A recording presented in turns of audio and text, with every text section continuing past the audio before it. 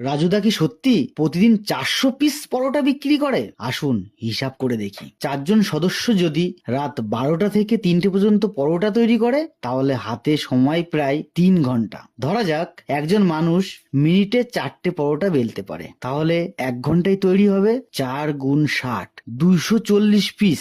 2 ঘন্টায় তৈরি হবে 480 পিস। তাহলে দুজনে 480 × 2, 980 পিস পরোটা, প্রায় 1000 পিস। অতএব প্রমাণিত হলো যে রাজুদা 400 পিস পরোটা বিক্রি করে না, 1000 পিসের উপরে পরোটা বিক্রি করে। প্রতি পিস পরোটা যদি 2 টাকা করে লাভ হয়, তাহলে প্রতিদিনের ইনকাম 1000 × 2, 2000 টাকা। মাসে প্রায় 60,000 টাকা। বছরে 60,000 × 12, 7,20,000 টাকা। যাতে হয় না হাই স্কুলের মাস্টারের মাইনে। হুট বাড়া, আজকের থেকেই পরোটা বিক্রি করবো। गाड़ी स्टार्ट कर। चल चल हम फर्स्ट।